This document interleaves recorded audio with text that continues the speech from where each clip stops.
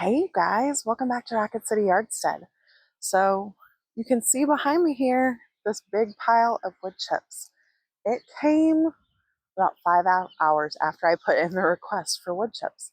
And I thought we were going to get a little break after getting all the beds put together and put in, but we did not. This pile is about half the size it started as. So let's go take a look at the beds. I thought I'd give you guys a little bit of a view from a different angle. So this is where the greenhouse is going to go. I'm sort of standing in the middle of the greenhouse, but our lawn needs to be mowed this week. And so since we are not to that point, we folded the landscape fabric all back, set a couple of the beds that are going to go on the other side of the landscape fabric on top to weigh it down. And then I went and got these landscape timbers. This is what we're planning on using once everything is all in place and the beds are filled, just to protect the edge of the landscape fabric from like the weed whacker and things like that. But let's go take a look in the beds. Y'all, this was a lot of work, but I'm super happy to have the wood chips and have them in the beds.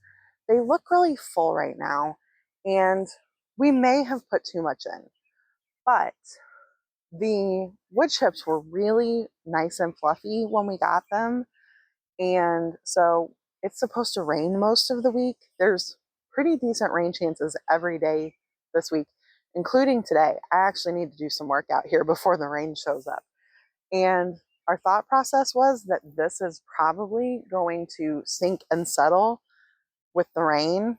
And I can't remember, one of the like well-known raised bed brands, they actually have recommendations for filling your raised beds, and the bottom layer is something like 45% wood chips. So if it doesn't shrink to that amount, we may have to consider pulling some of it out. But I really do think it's going to shrink, because I'm looking at it right now. It's been 2 days since we finished putting the wood chips in, and I think it already looks like it has shrunk.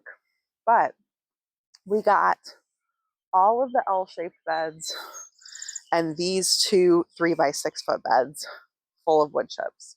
And then we got to thinking and decided not to do the round beds. You know, most vegetable plants, their roots only go to like 6 to 10 inches deep, is my understanding. But that's going to have a fig tree in it, and that root system will be significantly larger. And I just didn't know if it was a good idea to have this unbroken down wood chip underneath. If you guys have thoughts on that, let me know, because it's probably going to be at least a week until we're actually able to get soil. And so we could go back and change our minds, but I think it's going to be better for that to just be soil. So that is the update on the new garden area. Now I need to do some work in my existing garden area. Some of you might remember that my mom actually already weeded this long row of grow bags, but that was months ago, I think, at this point. I would have to look, but I think it was probably in February that she did that, when we had some really nice weather. And it was, ooh, y'all, I might have to go inside. It just really started raining all of a sudden.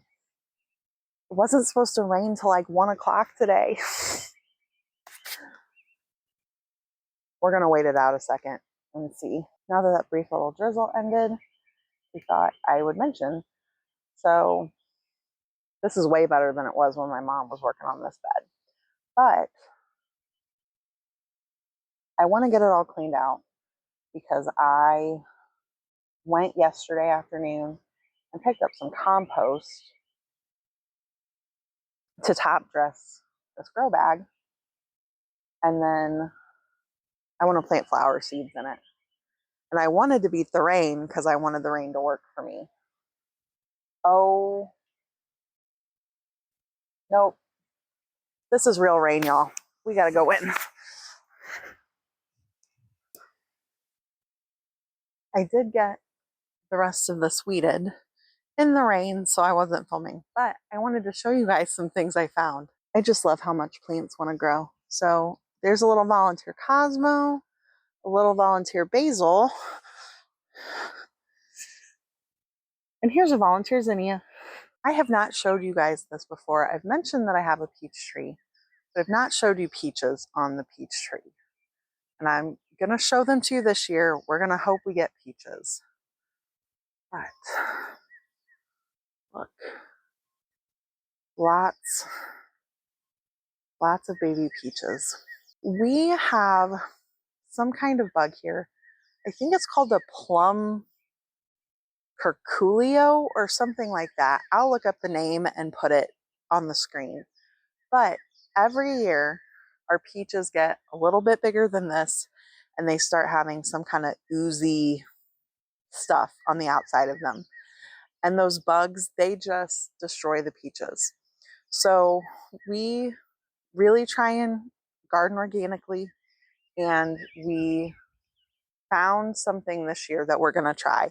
It's supposed to get here tomorrow. I don't know if I'm going to be able to put it out because of all the rain in the forecast this week, but it is a clay product called Surround. It's I don't know exactly how to describe it. It comes from something called kale and clay, and then they've done something to it to make it easier to go through your sprayer. And basically, you spray the entire tree, and it's supposed to almost look like it's flocked, like people do to Christmas trees. But the clay is supposed to deter the bugs. And you can spray it on your apple trees as well. We have had major pest problems on our apples as well. So it's probably going to look a little bit like Christmas in our backyard this year with our trees being sprayed white.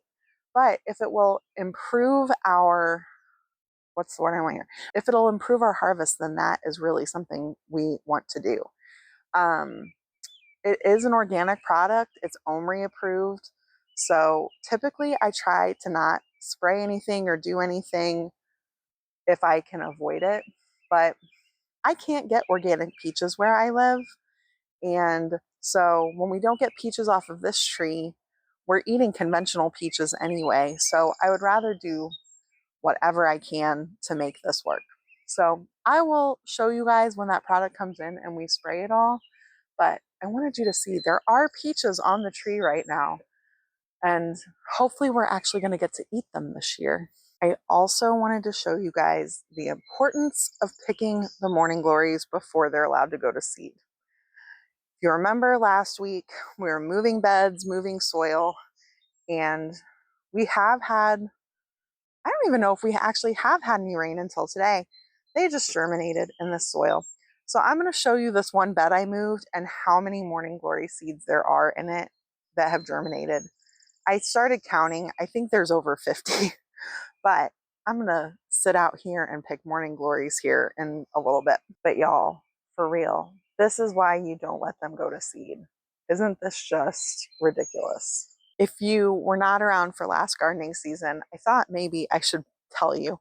I fell last summer and hurt both of my ankles really badly. And so my garden did not get the attention and love it deserved. And things like the morning glories really got away from me because it was just too hard to be on my feet for about a month. I was just out here doing like the bare minimum. So that's how I ended up with such a terrible, terrible amount of morning glory seed germinating everywhere this year.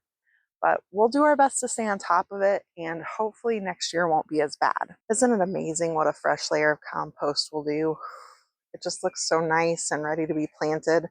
I did have to sort of move the flowers that I found because they were too deep by the time I composted them. So I just gently scooped them and raised them higher in the beds. But this is ready for some flower seeds. So I'm trying to figure out exactly where I want to plant what seeds. I think last year I had zinnias, cosmos, and blue spice basil in this area. And I definitely want zinnias. The cosmos didn't do great here, so I think I'm going to put them back in my pocket and not even consider them for these grow bags. The basil also did amazing here. If you watched the video where I talked about I was going to start more seeds, I just never got around to it. The next day, our weather got beautiful, and I have spent all of the time I had available out here working on garden stuff. I never got the new seeds started. So we're just going to have to start everything out in the garden. And we have a really long growing season, so that's not the end of the world. I think I figured out how I want to do this. Is I'm going to go down the row and stick zinnia seeds in places I think I want them. And I'm not going to bury them yet, so I can go back down with a different variety. And then once I've got zinnias stuck everywhere I want them, I will pull the basil seeds out, put those in place, and then I'll go back and stick all the seeds in the ground. That is my plan. I thought, in case you've never planted zinnias or basil before, I would show you what I'm doing. So these tiny little seeds right here, these are basil seeds. They are seeds that you want to surface sow because they actually need light to germinate. So I just drop them in and then just kind of press them to pack them tightly to the soil. And that's all I do with those. But the zinnias, just going to poke them down a little bit because they need to be buried about 1/4 inch deep. That's it. So that's all there is to it. And this whole long row is planted. It doesn't look like much now, but it's going to be no time, and we're going to have gorgeous flowers that we can pick for bouquets and just to enjoy out here. This is more so I remember that I have planted green dragon cucumbers along this trellis on the north bed. And then this next one, I planted Sumter pickling cucumbers. So my hope here is that once the peas are done, the cucumbers will be growing and these trellises will not be bare, that there will always be something here. I don't always succeed at that, but that is the goal. So here on my south bed on this double trellis, I just planted Armenian white cucumbers and white wonder cucumbers here amongst the spinach and the peas. This is very similar as on the other side. I'm hoping that the cucumbers will grow up, and when the peas are done, the cucumbers are going to take over the trellis. But I'm also hoping that it's going to extend the life of the spinach, that it'll provide some shade and the spinach will last longer. So who knows, but we're going to see how it works. The last vegetable I planted today on this trellis right here behind me is zucchino rampicante. I planted it on both sides of the trellis because I love the idea of walking out here into the garden and just seeing those nice, long, beautiful squash dangling from this trellis as you enter the garden. So we'll see how all this stuff does. I'm hoping with the fact we have so much rain in the forecast this week that everything is just gonna germinate well and thrive with the rain. So I think the last thing I have to do today out here is plant some nasturtiums. I'm not sure exactly where I want to put them in this garden, but I know I want some. So I think I'm just going to go stick some seeds in the ground. I almost forgot my Parisian pickling cucumbers. So I planted them here on this end of my north bed. Can't forget those. I'm really hoping they're going to do well and we're going to get to make some gherkins this year. Now that everything is planted, I went in and got the colander from my salad spinner because I'm going to pick a salad for lunch. And I thought maybe you guys would like to see how pretty it is with all of the different colors and lettuces and things.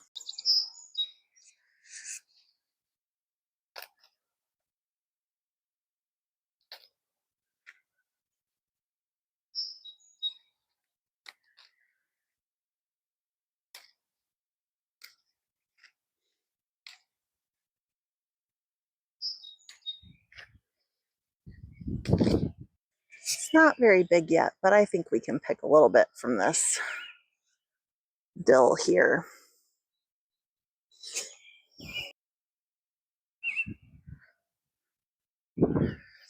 You guys, I do want to show you this kale that bolted. My mom thinks it looks like a Christmas tree, and I can kind of see it. Like it has shooting star flowers on the top. Some Ragged Jack kale for our salad. And I just think this freckled romaine is the prettiest lettuce.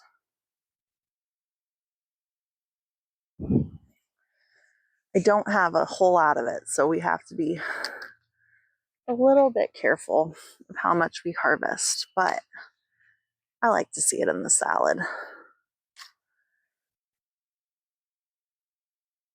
Maybe one more leaf. We can't forget the cilantro.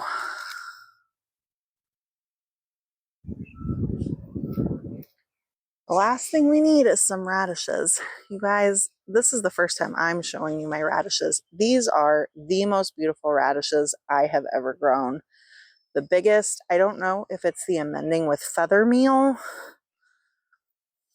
or what, but something has been nibbling a little bit, but they are still perfectly fine for us to eat.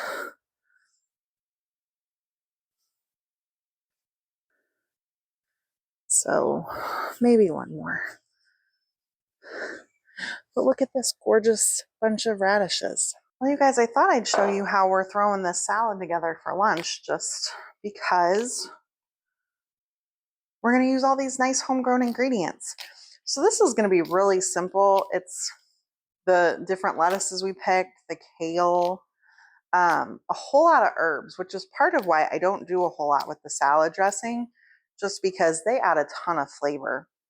So we like our salad torn up in nice bite-sized pieces. So we're going to do that. I also thought we would use some of our chive blossom vinegar we made. Well, you guys, I was going to show you how I make my salad, and I thought it was recording, but my SIM card got full. So I just tore up all of those lettuces after I got them washed and dried, all the herbs that I picked. This time of year, we have cilantro and chives, and a little bit of dill coming in. So I had a good handful of those that I chopped up and put in here. And then I did about 3 of the radishes just in little half moons. I also dressed it with our chive vinegar that we made a couple of weeks ago and just added some oil and salt and pepper. Really, really simple because all of those fresh herbs in here, you don't need a whole lot. So the other thing I wanted to mention, I spent several years having my radishes just go soft almost immediately, and I didn't really understand what was going on. But they just need to soak in some water. So I needed some radishes for another recipe, and I wanted to go ahead and pick them while it's not raining. And so they're just going to go in the fridge just like this, tops and bottoms cut off in some cold water, and they'll stay nice and crunchy for days. So I am going to bring you guys over here and show you what the salad looks like, just because I think it's beautiful with the different colored lettuces and those bright, vibrant radishes. So here you can see all the different colored lettuces and the kale and then those radishes. I guess I need to give it a taste test and see how we like our chive blossom vinegar in there as well. All right, so I went ahead and dished this up into individual bowls. I'm gonna give it a taste test. We are gonna put some rotisserie chicken on top of this, but I thought just to try out that chive blossom vinegar, I'd eat it nice and simply like this. It's really good. The chive flavor is more pronounced than when I just put chives in, but it's still subtle enough that you're not like, whoa. So that's awesome. I need to pick some more chives and get some more white wine vinegar. I keep forgetting to get any at the store, and so I haven't made more vinegar, but it's really good. I think we're going to want more. So thanks for hanging out with me today in the garden. I hope you guys have a wonderful day. I hope you're getting to enjoy some time in your gardens, and I'll see you next time. Bye.